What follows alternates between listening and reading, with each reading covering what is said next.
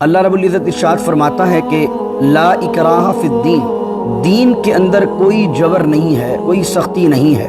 قد تبین الرشد من الغی، اور تحقیق کہ ہدایت واضح ہو گئی ہے من الغی، گمراہی سے۔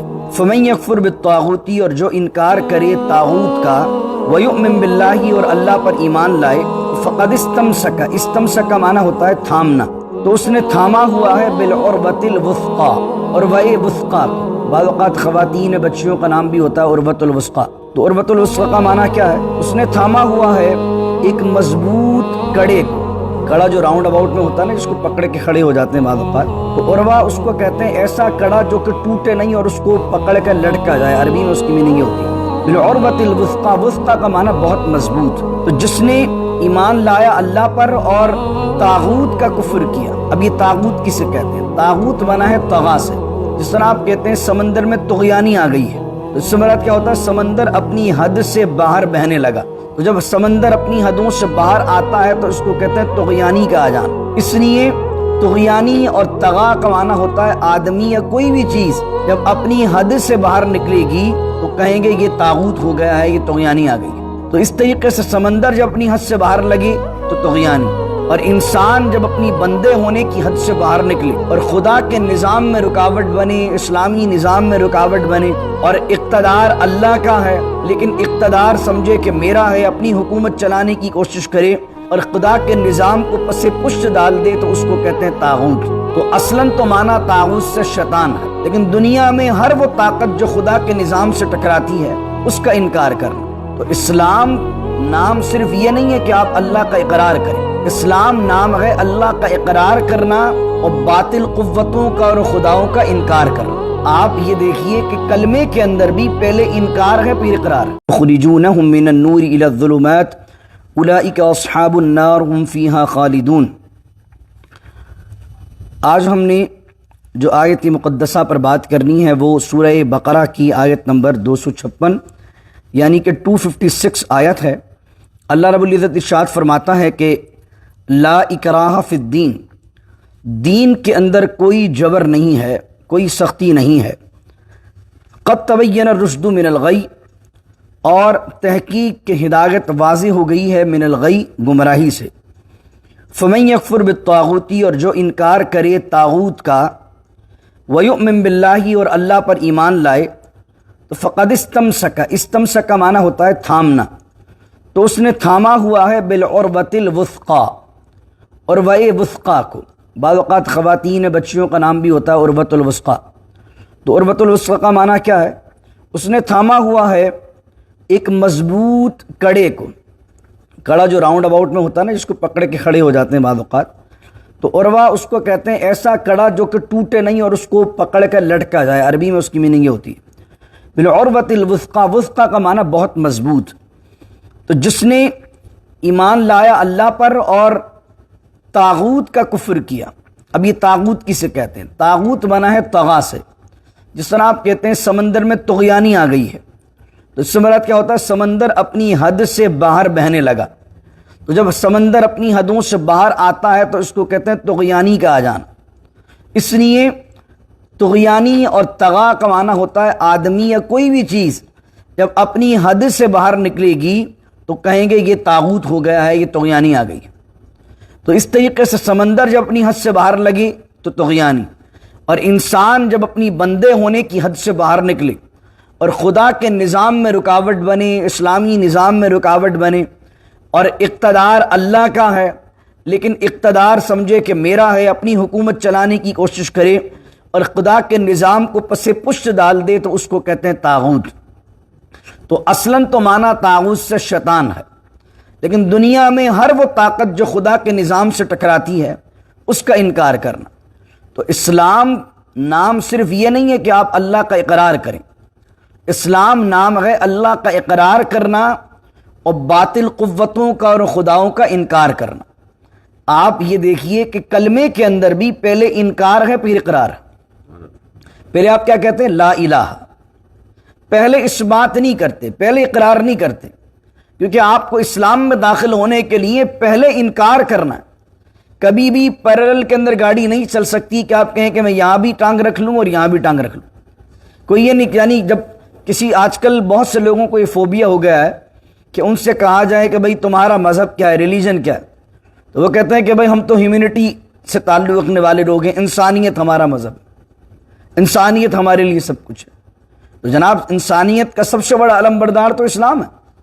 اگر آپ مسلمان ہیں تو کیوں چھپاتے ہیں اس بات کو کہ آپ مسلمان ہیں؟ تو اگر آپ اسلام اور مسلمان اور ریلیجن کو سمجھتے ہیں کہ یہ میرا پرسنل معاملہ ہے اور مجھے اس کا اظہار کرنے کی حاجت نہیں ہے، تو یہ آپ کا کانسیپٹ، یہ آپ کی فلسفی غلط ہے۔ اسلام نام ہی اس چیز کا ہے کہ آپ دیگر باطل خداؤں کا انکار کریں کہ میں انہیں معبود نہیں سمجھتا، میں انہیں معبودان باطلہ سمجھتا ہوں اور اسلام کو ہی حق سمجھتا ہوں اور خدائے بزرگ و برتر کو ہی عبادت کے لائق سمجھتا ہوں۔ یہ ہے لا الہ کا مفہوم۔ تو کلمے میں بھی پہلے انکار ہے، پھر الا اللہ کہہ کر خدا کا اقرار ہے۔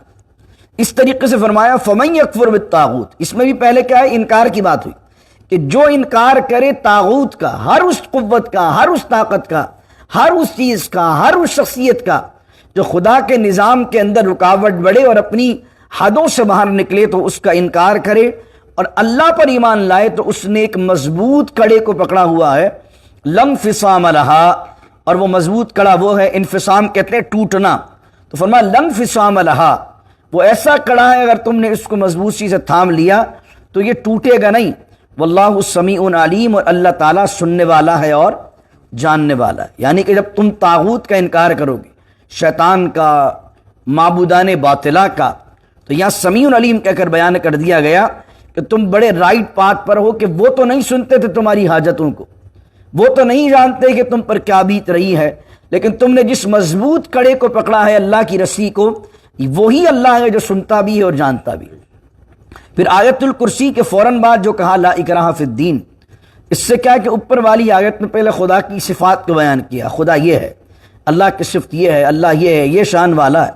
پھر آگے اگلی آیت میں فرمایا ان تمام شان کو بیان کرنے کے بعد وسع کرسیہ السماوات والارض، جس طرح میں نے کل تفصیل سے اس پر گفتگو کی تھی، ان تمام حقائق کو اللہ نے واضح کرنے کے بعد اللہ اب کہتا ہے کہ ہم اب کسی پر جبر نہیں کریں گے ہمیں ماننے کے لیے، دلائل پر غور کریں، چاہے تو مانے چاہے تو نہیں مانے، کیونکہ قرآن کہتا ہے وَلَوْ شَاءَ رَبُّكَ لَآمَنَ مَنْ فِي الْأَرْضِ كُلُّهُمْ جَمِيعًا، قرآن کہتا ہے حبیب اگر آپ کا رب چاہتا تو سارے لوگوں کو مومن بنا دیتا، لیکن اللہ نے اس دنیا کو عالم امتحان رکھا ہے، آزادی دی ہے فکر کی، دلائل واضح کر دی ہے، قد تبین الرشد من الغی، قرآن کہتا ہے اتمام حجت اللہ نے کر دیا، ہدایت کو اللہ نے گمراہی سے خوب واضح کر دیا۔ اس کے اوپر آپ دیکھیں دلائل کتنے دیے، نہ اسے اونگ آتی ہے، نہ نیند آتی ہے، نہ وہ حی ہے، وہ قیوم ہے، اسی کی بادشاہی ہے، کائنات کے اندر اسی کے اقتدار ہے، اسی کا قبضہ ہے، ولا یعود حفظہما، اور وہ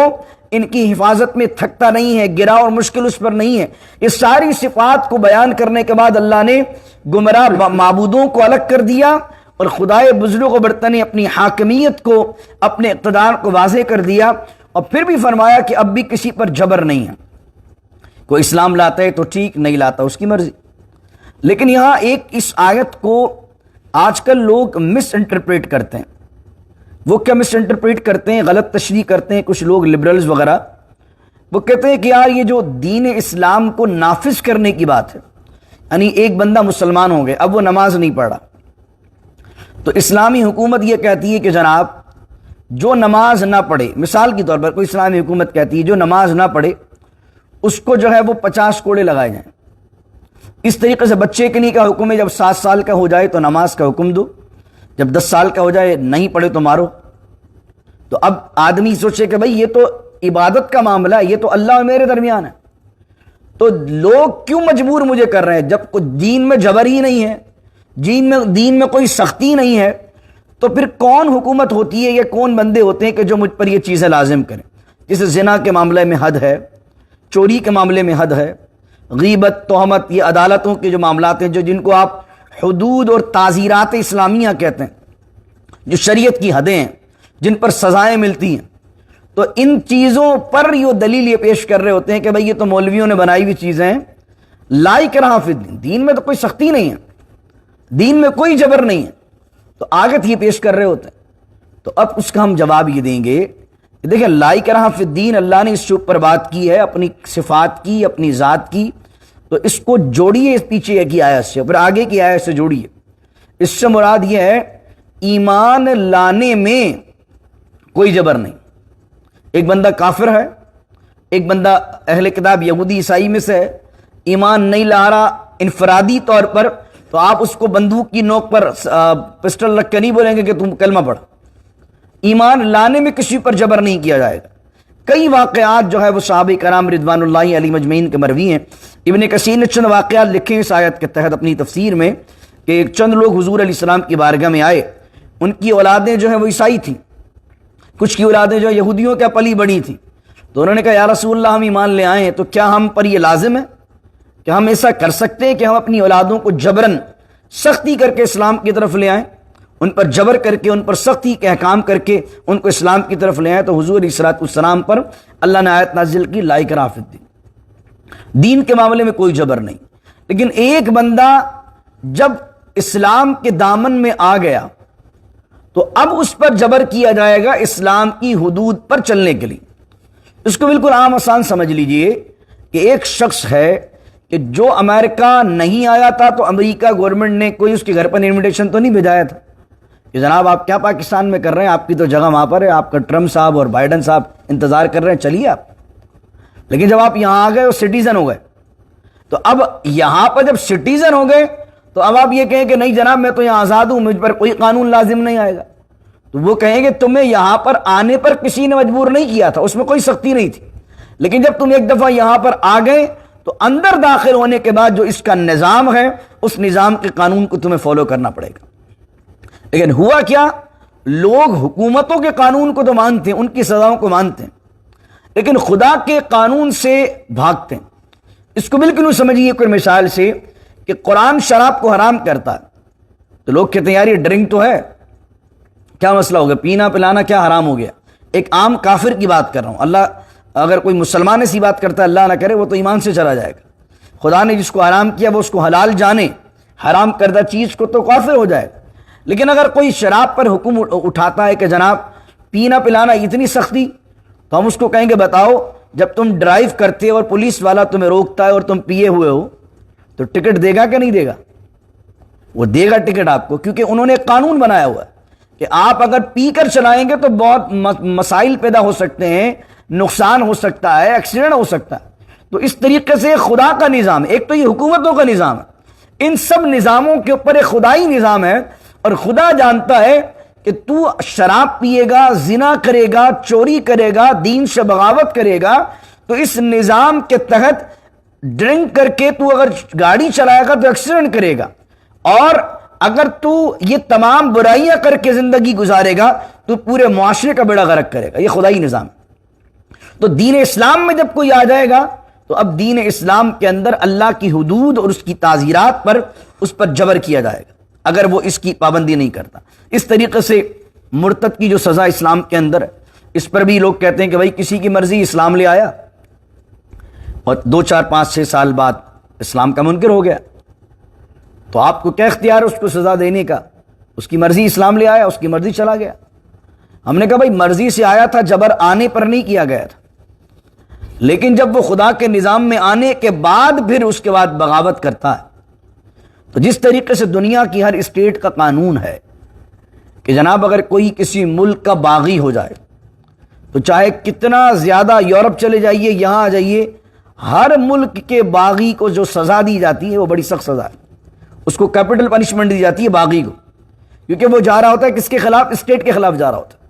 اسٹیٹ کے خلاف جب کوئی بغاوت کرتا ہے تو اس کے خلاف کیپٹل پنشمنٹ آتی ہے۔ تو جو بندہ اسلام لانے کے بعد ارتداد کی طرف جاتا ہے تو اس کا مقصد ہے وہ اسلام کا جو نظام ہے خدا کا، اس خدائی نظام کے خلاف بغاوت کر رہا ہوتا ہے، تو اس نظام سے بغاوت کی وجہ سے اس کے ساتھ یہ معاملہ کیا جاتا ہے کہ اس کو کیپٹل پنشمنٹ کی طرف لے کر جایا جاتا ہے۔ تو لا اکراہ فی الدین کا مفہوم میں نے آپ کے سامنے واضح کر دیا کہ اس سے مراد یہ ہے کہ دین اسلام قبول کروانے میں کسی پر جبر نہیں ہوگا، لیکن جب اسلام لے آئے گا تو نماز کا معاملہ ہو، زنا چوری کا معاملہ ہو، جو اللہ کی حدود ہیں، حاکم اسلام پر یہ لازم ہے کہ وہ لوگوں سے اللہ کے حدود کی پابندی کروائے، اور اگر وہ نہیں کرتے تو ان پر جبر کرے. اسی طرح بچوں کے معاملے میں بھی، نماز کے معاملے میں جیسا میں نے بیان کیا.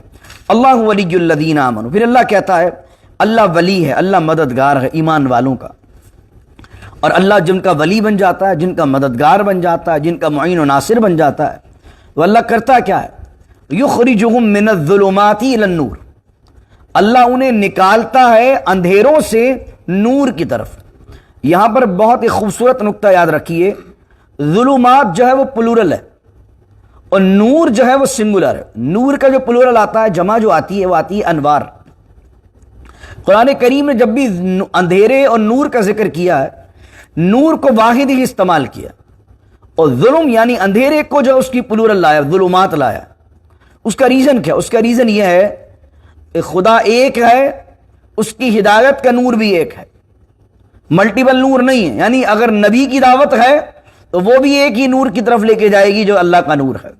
اگر ولیوں کی دعوت ہے، صالحین کی دعوت ہے، متقین کی دعوت ہے، صدیقین کی دعوت ہے، یہ سب کی دعوت جو ہے وہ ایک ہی نور کی طرف لے کے جائے گی. ایسا نہیں ہے کہ آپ نبی کو فالو کریں گے تو کسی اور ٹریک پر جائیں گے، اللہ کو فالو کریں گے تو کسی اور ٹریک پر جائیں گے. ایسا نہیں ہے کہ آپ کسی اللہ کے ولی کو فالو کریں گے تو کسی اور ٹریک پر جائیں گے، اللہ کی قرآن کو فالو کریں گے تو کسی اور ٹریک پر جائیں گے. قرآن، حدیث، اولیاء صالحین و کاملین، یہ جتنی بھی دعوتیں ہیں، جتنی بھی ہدایت کی دعوت ہے، یہ دعوت ایک ہی نور کی طرف ہے، وہ اللہ کا نور ہے، وہ اللہ کی ہدایت کا نور ہے. اور ظلمات جو ہیں، اندھیرے ملٹیپل ہیں. کیوں؟ کیونکہ دنیا میں باطل فرقے بہت، باطل مذہب بہت، باطل خدا بہت، الگ الگ قسم کے نظریات ہیں غلط چیزوں کے. تو اللہ کہہ رہا یخرجہم، جو ایمان والے ہیں اللہ ان کے لیے آسانی کیا کرتا ہے؟ ان کے لیے آسانی یہ کرتا ہے، خیر ان کے لیے کرتا ہے کہ اگر ان کے دل میں ایمان ہے تو اگرچہ ان کے قریب اندھیرے ہوں بھی، کفر کے، ظلم کے، شرک کے، فسق کے، تو اللہ کیا کرے گا؟ اگر وہ اللہ کے پر ایمان رکھنے والے، اللہ ان کو نکالے گا اور نور ہدایت کی طرف لے جائے گا. والذین کفروا اولیاءہم الطاغوت، اور وہ لوگ جنہوں نے کفر کیا، اولیاءہم الطاغوت، اور ان کے جو دوست ہیں، ان کے جو مددگار ہیں، وہ کون ہیں؟ طاغوت ہیں. طاغوت میں پہلے اس کی تشریح بیان کر چکا ہوں، اس سے مراد شیطان بھی ہے، اور ہر وہ نظام، ہر وہ شخص جو اپنی حدود سے باہر نکلے اور خدا کے نظام کو چیلنج کرتا ہے. فرمایا جو کفر کرنے والے ہیں اور جن کے دوست طاغوت ہیں، وہ طاغوت کیا کرتے ہیں؟ یخرجونہم من النور الی الظلمات، وہ کیا کرتے ہیں؟ وہ انہیں نور ہدایت سے نکالتے ہیں اور اندھیروں کی طرف لے جاتے ہیں. اس سے مراد کیا ہے کہ اگر آدمی ظلم کے نظام کے ساتھ چلتا ہے، کفر کے نظام کے ساتھ چلتا ہے، فسق کے نظام کے ساتھ چلتا ہے، طاغوتی قوتوں کے ساتھ چلتا ہے، ان کی غلامی کو اختیار کرتا ہے، تو اب کیا ہوتا ہے کہ وہ جو قوتیں ہیں وہ اس کے لیے ایسا ماحول پرووائڈ کرتی ہیں کہ وہ آہستہ آہستہ آہستہ آہستہ خدا کی ہدایت کے نور سے نکل کر ظلمات میں چلا جاتا ہے. بڑی اچھی بات یہاں کی انہوں نے، ایک مفسر نے آج صبح میں پڑھ رہا تھا کہ انہوں نے لکھا کہ بعض اوقات اہل و عیال، فیملی بھی طاغوت بن جاتی ہے. وہ کس طریقے سے؟ بیوی بچے جب اللہ کی حد سے باہر نکل گئے تو وہ اپنے گھر کے مرد کو انسسٹ کرتے ہیں کہ وہ بھی حد سے باہر نکلے.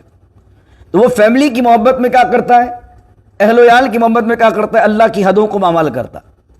تو وہ آہستہ آہستہ دین پر ہوتا ہے، آہستہ آہستہ فیملی کی وجہ سے چلتے چلتے چلتے چلتے نکلتے نکلتے وہ کہاں چلا جاتا ہے؟ ظلمات کی طرف چلا جاتا ہے. تو یہ ساری چیزیں طاغوت ہیں. جو حد میں رہے وہ طاغوت نہیں، جو حد سے باہر نکلے وہ طاغوت ہے. اللہ نے کہا اولئک اصحاب النار، یہ سارے کے سارے جو ہے وہ جہنم والے ہیں.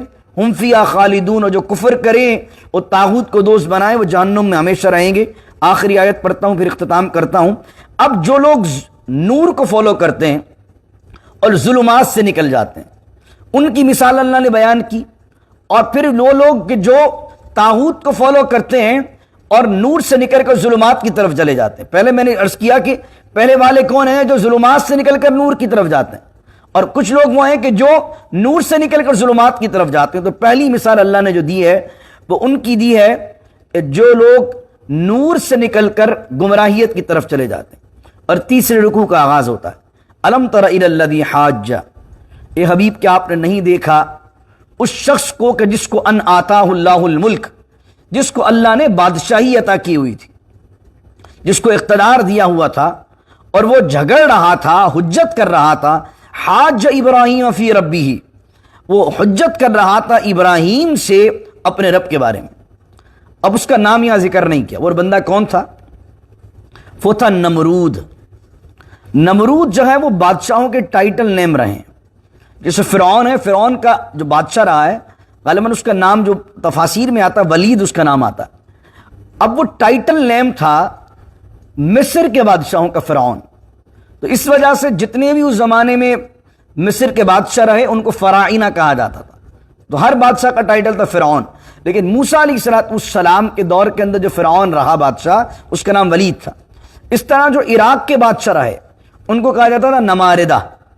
ان میں سے جو ابراہیم علیہ السلام کے زمانے میں تھا اس کو کہا جاتا نمرود. لیکن نمرود بھی اس کا ٹائٹل نیم ہے. حضرت مجاہد کہتے ہیں کہ یہ حضرت نوح علیہ السلام کے بیٹے سام بن نوح کی اولاد میں سے تھا. نمرود کیا ہوا؟ اب یہ واقعہ جو اب ہم بیان کرنے لگے ہیں یہ واقعہ بائبل میں تو نہیں ملتا ایگزیکٹلی، لیکن یہودیوں کی ایک بڑی معتبر کتاب ہے ان کے نزدیک. اس کتاب کا نام ہے تالمود. اگر آپ گوگل پہ فائنڈ کریں گے تو TALMUD آپ لکھیں تالمود. تالمود کے اندر جیو کے اندر اس کتاب کا درجہ ایک تاریخی کتاب بھی ہے، اس میں تاریخی واقعات بھی لکھے ہوئے ہیں، اور سمجھ لیں فقہی احکام جو شرعی احکام ہیں وہ تالمود میں جیوز کے لکھے ہوتے ہیں. تو اس کے اندر جو ہے واقعہ لکھا ہوا، اس میں لکھا ہوا ہے کہ حضرت ابراہیم علیہ السلام کا جو چچا تھا وہ نمرود کے دربار کے اندر ایک بہت بڑی پوزیشن پر تھا سیاسی. جب حضرت ابراہیم علیہ السلام نے بتوں کو توڑ دیا، جو بڑا مشہور واقعہ آگے آپ پڑھیں گے 23 سپارے میں اور مختلف صورتوں میں، کہ آپ کی جو قبیلہ تھا وہ ایک بہت بڑے ایونٹ میں گیا اور پیچھے سے حضرت ابراہیم علیہ السلام نے سارے بتوں کو توڑ دیا. وہ آئے تو آپ نے ان سے مکالمہ کیا. بڑا طویل واقعہ، جب وہ آیتیں آئیں گی تو میں انشاءاللہ بیان کروں گا. اس واقعے کے بعد تالمود میں لکھا ہوا ہے کہ آپ کے چچا نے آپ کی شکایت جو ہے وہ نمرود سے کر دی، اور نمرود نے آپ کو مکالمے کے لیے بلایا اور اب آپ کا ڈائلاگ ہونے لگا. یہ پورا واقعہ تالمود میں اس طرح لکھا ہوا ہے جو جیو کی کتاب ہے. اور مفسرین نے ایک اور واقعہ لکھا ہے. مفسرین نے ایک واقعہ لکھا ہوا کہ اس زمانے میں قحط سالی ہو گئی، یعنی کہ بارش نہیں ہو رہی تھی تو راشن وغیرہ چاہیے تھا. لوگ نمرود کے دربار میں جاتے اور نمرود کے دربار میں جا کے اس سے راشن لیتے. تو لوگوں کو راشن دیتے ہوئے، غلہ دیتے ہوئے پوچھتا بتاؤ تمہارا رب کون ہے؟ تو جواب دیتے ہمارا رب تو ہے، تو ہمیں پالنے والا ہے. تو پھر انہیں وہ غلہ دے دیتا. اسی طرح حضرت ابراہیم علیہ السلام بھی پہنچے تو ابراہیم علیہ السلام سے پوچھا تیرا رب کون ہے؟ تو ابراہیم علیہ السلام نے فرمایا میرا رب اللہ ہے. تو دو واقعات میں نے بیان کر دی، ایک تالمود کے حوالے سے، اس واقعے کو بھی ہمارے مفسرین نے لکھا. دوسرا واقعہ یہ میں نے غلے کا جو بیان کیا کہ دونوں واقعات اس آیت کے تحت ملتے ہیں. الم تر الی الذی حاج ابراہیم فی ربہ ان آتاہ اللہ الملک. اور کیا آپ نے نہیں دیکھا ہے حبیب، کیا آپ نے نہیں غور کیا اس شخص کے بارے میں جس کو ہم نے بادشاہی دی تھی اور وہ جھگڑ رہا تھا اور وہ حجت کر رہا تھا ابراہیم سے اپنے رب کے بارے میں. اذ قال ابراہیم، اور جب ابراہیم علیہ السلام نے کہا ربی الذی یحیی و یمیت، میرا رب تو وہ ہے جو زندہ کرتا ہے اور مارتا ہے. یحیی و یمیت، زندگی بھی وہ دیتا ہے اور موت بھی وہ دیتا ہے. تو قال، نمرود کہنے لگا انا احیی و امیت، معاذ اللہ، اس میں کیا بڑی بات ہے، میں بھی زندہ کرتا ہوں اور میں بھی مارتا ہوں. اب وہ مارنے کے مفہوم کو صحیح طرح سمجھ نہیں سکا. اس نے کیا کیا، مفسرین نے وہ واقعہ لکھا، اس نے کیا کیا، دو قیدی منگوائے. ایک قیدی جو رہا ہونے والا تھا اور ایک قیدی جس کو پھانسی ہونے والی تھی. اس کو کیا کیا، جس کو پھانسی ہونے والی تھی اس کو کر دیا آزاد، اور جس کو رہا کرنا تھا اس کو لگا دی پھانسی، اور کہا دیکھو جس کو میں چاہوں زندہ کر دوں، جس کو چاہوں موت دے دوں. اس نے یہ ایک بھونڈی دلیل پیش کی جو اس کی موٹی عقل کے اندر حضرت ابراہیم کے جو فلسفی تھی، جو آپ کا فلسفہ تھا موت و حیات کے بارے میں، اس کو سمجھ میں نہیں آیا. تو جناب ابراہیم نے کیا کیا، حجت نہیں کی اس سے، یعنی حیات اور زندگی اور حیات اور ممات پر ہی بحث نہیں کی. آپ نے دیکھا کہ اس کی موٹی عقل ہے اور یہ ہٹ درمی پر آیا ہوا ہے اور اس پر یہ بات سمجھ نہیں رہا، تو آپ نے فوراً دوسری دلیل پیش کر دی. وہ دوسری دلیل کیا تھی، قال ابراہیم علیہ السلام نے کہا فَإِنَّ اللَّهَ يَأْتِي بِالشَّمْسِ مِنَ الْمَشْرِقِ، میرا اللہ تو وہ ہے جو سورج کو مشرق سے طلوع کرتا. اگر تو خدا ہے اور تو رب ہے تو فَأْتِ بِهَا مِنَ الْمَغْرِبِ، تو مغرب سے طلوع کر کے دکھا دے. اب یہ ایسی دلیل تھی جس دلیل پر نمرود کے پاس کوئی جواب نہیں تھا. کیونکہ موت اور حیات کو تو اس نے مینیپولیٹ کر دیا نا، کچھ اور طرف لے گیا، ڈسٹریکٹ کر دیا اور کچھ اور ہی مفہوم نکال دیا، اس کی موٹی عقل نے سمجھا نہیں۔ تو آپ نے پھر ایک فزیکل ایسی مثال دی جس کے لیے جواب دینا مشکل تھا، اور کہا کہ اگر تو سمجھتا ہے، اور سورج کی یہاں کیوں بات کی، دلائل اور بھی خدا کی عظمت بنے اس کی وجہ سے کہ نمرود کے زمانے میں لوگ بڑا خدا سمجھتے تھے سورج کو، اور نمرود کو اس کا اوتار سمجھتے تھے۔ اور ایک بات یاد رکھ لیجیے ہمیشہ، فرعون اور جو نمرود تھا، یہ جتنے بھی لوگ ہیں جنہوں نے خدا کے دعوے کیے ہیں، ان میں سے کوئی بھی وہ شخص نہیں تھا کہ جس نے یہ دعویٰ کیا کہ کائنات میں نے بنائی ہے۔ مشرکین میں اور یہ باطل خداؤں میں جنہوں نے باطل طریقے سے دعویٰ کیا خدائی کا، ان کے اندر جو کانسیپٹ رہتا ہے وہ دو چیزوں کا رہتا ہے شرک میں۔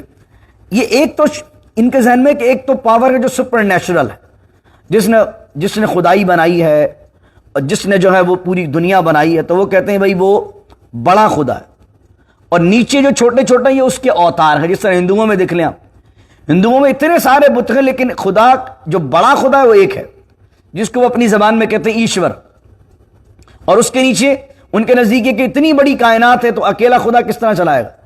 تو وہ کہتے ہیں بھائی دولت کے لیے لکشمی کو متعین کر دیا، فلاں نے فلاں کو متعین کر دیا۔ تو اس زمانے کے اندر بھی اس طرح تھا کہ جو سپر نیچرل پاورز تھی اس میں ایک سب سے بڑا خدا تھا، اس کے اندر انہوں نے فرشتوں کو، جنات کو، دیگر قوتوں کو اس کے اندر پارٹنرز بنا دیا تھا۔ ایک یہ شرک تھا، اور ایک تھا سیاسی شرک۔ سیاسی جو شرک تھا وہ سیاسی شرک فرعون نے بھی کیا اور سیاسی شرک نمرود نے بھی کیا، کیونکہ دیکھیں نا نمرود بھی جب پیدا ہوا ہوگا تو اس سے پہلے بھی تو اس کا علاقہ، محلہ، خاندان کے لوگ آباد ہوں گے۔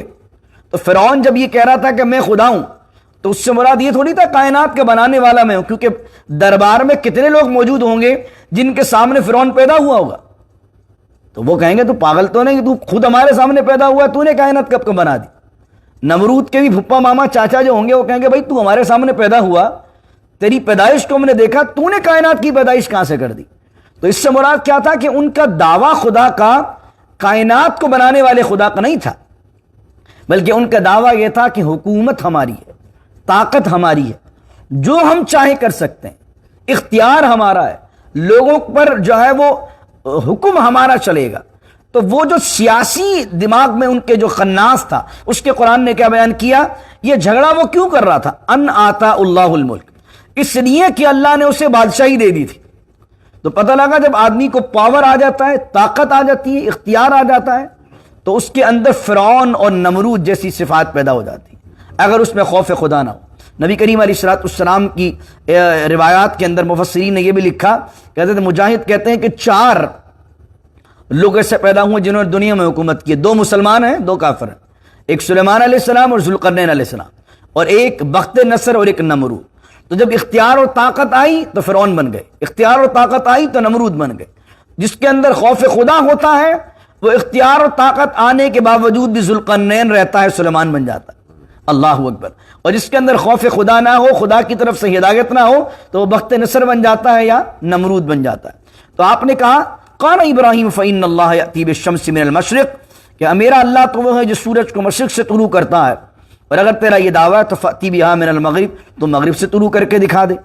فبہت الذی کفر، اللہ کہتا ہے فبہتا، بہتا من ہوتا ہے مبہوت ہو جانا، ششد و حیران ہو جانا، یعنی کوئی جواب بن ہی نہ پڑے، ایک دم حیران و پریشان ہو جانا کہ اب میں کیا جواب دوں اس کا۔ تو اللہ کہتا ہے جب ابراہیم نے اس پر یہ سوال کیا، یہ دلیل دی، تو وہ ششد و حیران ہو گیا۔ کون حیران ہو گیا؟ الذی کفر، جس نے کفر کیا تھا۔ پھر اللہ نے فرمایا واللہ لا یہدی القوم الظالمین، اور اللہ تعالیٰ ہدایت نہیں دیتا ہے ظلم کرنے والوں کو، کیونکہ نمرود جو ہے وہ ظالم تھا، تو اللہ کے طرف اگر وہ آتا تو اللہ ظلمات سے نور کی طرف لے جاتا، لیکن وہ چلا شیطان کے راستے پر، تو اب اسے اللہ ہدایت نہیں دے گا، بلکہ شیطان اسے کیا کریں گے؟ وہ اسے نور سے نکال کر کہاں لے گئے؟ ظلمات کی طرف۔ تو انشاءاللہ آیت نمبر 258 ختم ہوتی ہے، اور پھر کل جو انشاءاللہ ہم پڑھیں گے وہ حضرت عزیر کا واقعہ ہے۔ 3 واقعات اللہ رب العزت نے وہ ظلمات و نور کے تناظر کے اندر اس کی مثال کے طور پر بیان کیے، کیونکہ قرآن کی آیت یہ ہے، عادت یہ، قرآن جب کوئی اصول بیان کرتا ہے تو پہلے اس اصول کو واضح کرتا ہے، اس مسئلے کو واضح کرتا ہے، اور پھر لوگوں کی آسانی کے لیے کسی مثال سے یا کسی تاریخی واقعے سے سمجھا دیتا ہے تاکہ مکمل طور پر مضمون آدمی کے دماغ میں چلا جائے اور مثال کے ذریعے بھی سمجھ جائے کہ زمانے ماضی میں جنہوں نے اچھے کام کیے تھے ان کے ساتھ یہ ہوا تھا، اور زمانے ماضی میں جنہوں نے برے کام کیے تھے ان کے ساتھ یہ ہوا تھا۔ تو اللہ رب العزت سے دعا ہے اللہ رب العزت ہمیں توحید خالص نصیب کرے اور حضور علیہ الصلوۃ والسلام کی کامل محبت عطا فرمائے۔ بسم اللہ الرحمن الرحیم، الحمد للہ رب العالمین والصلاة والسلام علی اشرف الانبیاء والمرسلین، ربنا ظلمنا انفسنا وان لم تغفر لنا وترحمنا لنكونن من الخاسرین، رب اجعلنی مقیم الصلاة ومن ذریتی ربنا وتقبل دعاء، ربنا اغفر لی ولوالدی وللمؤمنین یوم یقوم الحساب۔ یا رب العالمین ہمارے نماز فجر کو اپنی بارگاہ میں قبول فرما۔ آج ہم نے جن لوگوں کا ذکر پڑھا جن کو تو اپنے کرم سے اپنے فضل سے ظلمات سے نکال کر نور کے اندر ہدایت کے نور میں کامل طریقے سے شامل کر دیتا ہے، الہی ہمیں ہماری اولادوں کو ہماری نسلوں کو اس میں شامل فرما۔ ان اللہ ملائکتہ یصلون علی النبی یا ایھا الذین آمنوا صلوا علیہ وسلموا تسلیما، اللهم صل علی سیدنا و مولانا محمد معدن الجود والکرم وآلہ وصحبہ وبارک وسلم۔ سبحان ربک رب العزۃ عما یصفون والسلام علی المرسلین والحمد للہ رب العالمین، لا الہ الا اللہ محمد الرسول اللہ۔